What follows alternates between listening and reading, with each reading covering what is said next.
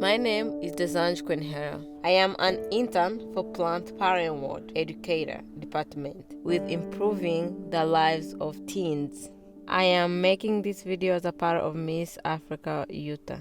I am currently Miss DRC Utah 2019. So I'm making this video to put it out there because not everyone in Utah know who the refugees are.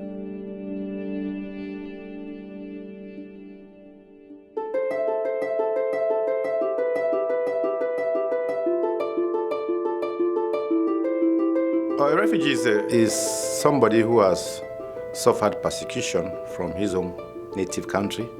In order to escape war or persecution or natural disaster.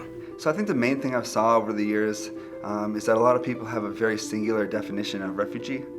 It's oftentimes someone that may come from an agrarian background that doesn't have a lot of skills that'll be transferable into the Western culture. It's much bigger than that. And you also have doctors, lawyers, people with all kinds of skills coming here. Sometimes they're able to make the leap into those career fields here, but oftentimes you have a highly educated person that may be driving a cab or cleaning bathrooms. It's hard to grasp that we have about 65,000 refugees in Utah, all at varying stages of transitioning and being here. And I think sometimes we're afraid of what we don't know, and that if we allow ourselves opportunities to interact with refugees and people with diverse backgrounds, we learn a lot about ourselves and we learn a lot about how to build stronger communities. I fled from my country in 2010 to Uganda, and I lived in Uganda for about 6 years, and then I was resettled to the United States. And then I came straight away from Uganda to Utah, Salt Lake City. My challenge is because when I was in refugee Uganda, it was very hard to survive. I do my best as a mother. I was a single mom at that time with 3 kids and my niece. But when I was in Uganda, I lived in two years as homeless. But I say, no matter what, my kids is gonna be at school. I've been here in United States for 7 years and 6 months now. They're amazingly resilient. Their resilience comes from overcoming obstacles that most of us have never had to encounter. But on top of that, I would definitely say generosity. I think I was raised to be a generous person, or I try to be, but it really pales in comparison to almost everyone I meet from a refugee background that really opens themselves, their home, everything to you. So. The biggest shift you experience really is the cultural shift. You come to a culture that is completely different. They call it postmodernism culture. It's just confusing and complicated for refugees to understand that, because you define yourself, you define who you are, what you are yourself, which is really confusing to us because we belong to a culture. There are so many challenges. One of them is like language barrier, because not all refugees, they come from a country whereby English is being spoken. It delays our integration process because it takes a long time, no matter what. Even if you're educated, it takes a really long time for you to understand the complexity of this new modern era.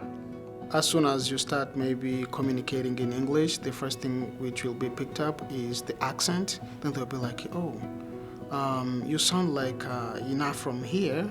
And then from there, the discrimination starts from right there. Oh, I think the refugee, no matter what, no matter how long you've stayed in the United States, whether you're a citizen or not, you are a refugee.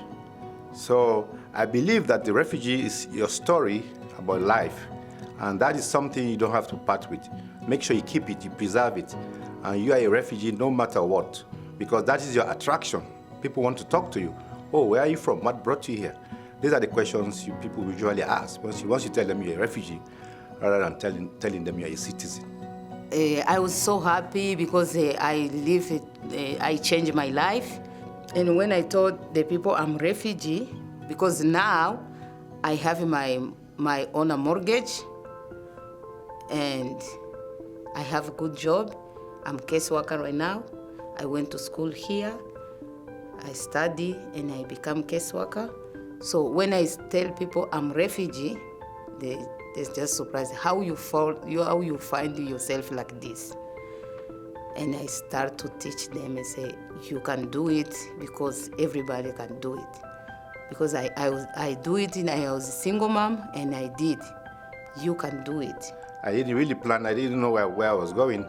I never thought I would come to the US, but I found myself in the United States. And I think it's a blessing because of the place I live now. It's peaceful, there's no fear, and you have the ability or the opportunity to do whatever you want and achieve the best you can. Obviously, through the work that we do, we're trying to help people in the general community have more opportunities to learn about the refugees, to find ways to serve them and ways to give to them. But ultimately, they will get so much more in return by engaging. So it's just my hope that people will feel motivated to get out of their comfort zone, seek avenues to work with refugees and seek avenues to make the world a little brighter, because as soon as you make the world a little brighter for them, they're gonna make your world a lot brighter. These are the kind of people we want here as part of our society. These are the values, the character traits that really make us a stronger society as a whole. I say that after having met so many refugees, that it really does add a lot to our society here.